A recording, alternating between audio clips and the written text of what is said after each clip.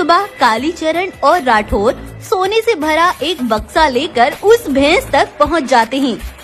इस बक्से के अंदर जितना भी सोना है वो सब तुम्हारा है। बस तुम्हें लाहौरपुर के मशहूर फाइटर वीर इस्कार को मौत की घाट उतारना है। निश्चिंत हो जाइए आप दोनों, 12 घंटों के भीतर तुम्हें खुशखबरी मिल जाएगी। कल तक तुम्हारा काम हो जाएगा। तब भैंस बहुत से पकवान लेकर वीर इस्कार के पास पहुंची। बेटा, मैं गोरखपुर से आई हूँ। तुम्हारी माँ बहुत पुरानी दोस्त थी मेरी। जब मुझे पता चला कि यहाँ बहुत तबाही मच चुकी है और सब खत्म हो गया तो मुझसे रहा नहीं गया। बेटा, तुमने तो 2 दिन से कुछ खाया भी नहीं होगा, इसीलिए मैं तुम्हारे लिए ये कुछ भोजन बना कर लाई हूँ। नहीं नहीं, मुझे भूख नहीं है। तुम मेरा दुख बांटने आई, इसका बहुत धन्यवाद। मैं तो बड़े प्यार से तुम्हारे लिए ये सब लेकर आई थी। अगर तुमने ये नहीं खाया तो मैं समझूंगी तुम्हें मेरा यहाँ आना बिल्कुल अच्छा नहीं लगा। नहीं नहीं, ऐसा कुछ नहीं है। लाओ, मैं खा लेता हूँ। तब वीर इस्कार ने वो पकवान खा लिए और उसे खाने के थोड़ी ही देर बाद वो धप से जमीन पर जा गिरा और तड़प तड़प कर वहीं मर गया और मैं डर के मारे वहाँ से भाग आई।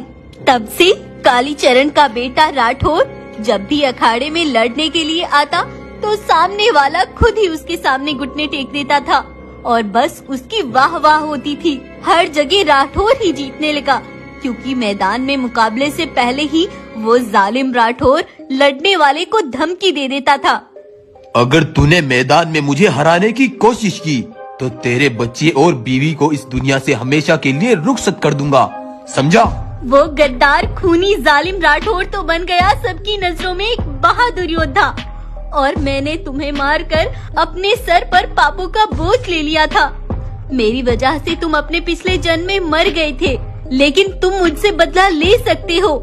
लेकिन मैं चाहती हूँ उस झूठे कालीचरण और राठौर की असलियत सबके सामने आए। अपने पिछले जन्म में मैंने शपथ ली थी कि उस कालीचरण का दुनिया से नामो निशान मिटा दूंगा, लेकिन शायद ये मेरा जन्म उस बदले को पूरा करने के लिए हुआ है। अब जो मैं कहता हूँ तुम बस वैसा ही करती जाओ। तब शार्दुल ने भैंस को एक प्लान बताया। प्लान के हिसाब से भैंस रात में 2 सिपाहियों को लेकर कालीचरण की गुफा से थोड़े आगे छिपकर खड़ी हो गई। राठौर जब रात में वहाँ से गुजर रहा था तो सिपाहियों ने बड़े झटके से ठाकुर पर वार करके उसे बेहोश कर दिया और भैंस उसे अपनी पीठ पर डालकर काली घाटी वाले घर में ले आई। इसे होश नहीं आना चाहिए जब तक मैं ना कहूँ। अब इस राठौर के जैसे दिखने वाली खाल को पहनकर मैं लड़ूंगा। कालीचरण को गुमान भी नहीं होगा कि अब मैं क्या करने वाला हूँ। तब अगले दिन ठाकुर का एक खतरनाक सैनिक से मुकाबला होता है, लेकिन ठाकुर ये मुकाबला हार जाता है। ऐसे ही ठाकुर जैसी दिखने वाली खाल में शार्दुल हर मुकाबला हार रहा था और कालीचरण अब इस बात से बहुत गुस्सा हो चुका था। पिछले 4 दिन से ये ठाकुर हर मुकाबला हार रहा है, अब मुझे इसकी खबर लेनी ही पड़ेगी। जब कालीचरण ऐसे बोलता जा रहा था तभी उसे झाड़ियों से कुछ आवाजें सुनाई पड़ी। तब वो चुपके से वहाँ गया। देखो भाई, कल सबसे बड़ा मुकाबला होगा।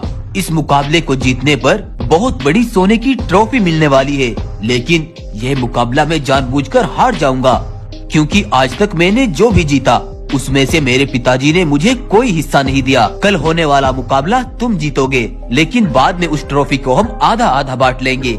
समझ गया? तुम अपने बाप से अलग धन इकट्ठा करना चाहते हो।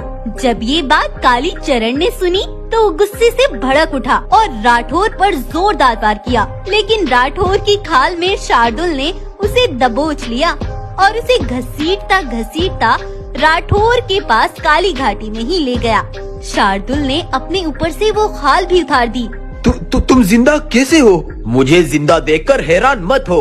अब अगर तुम्हें अपनी जिंदगी चाहिए तो सच्चाई सबको बता दो कि मेरे जंगल को तबाह करने वाले तुम ही थे और मैदान में लड़ने वाले जानवरों को तुम डरा धमका कर हराते हो। तब वीर इस्कार उन दोनों को लोहे के तारों में बांधकर अपनी गुफा पर ले आया। 20 साल पहले वो खूनी हमला करने वाला और इस महान योद्धा वीर इस्कार के माता पिता को मार देने वाला कोई और नहीं, वो मैं ही था। मुझे माफ कर दो। उस भयंकर लड़ाई में हमारा आधा जंगल तबाह हो गया था, मेरे बच्चे मारे गए थे तुम्हें किसी कीमत पर माफी नहीं मिलेगी। तब राठौर और कालीचरण को सबने मिलकर फांसी पर लटका दिया और उसे इबरत का निशान बना दिया गया। और शार्दुल अपने इस जन्म के माता पिता के साथ अपने ही जंगल में बस गया था। तो आपको ये कहानी कैसी लगी हमें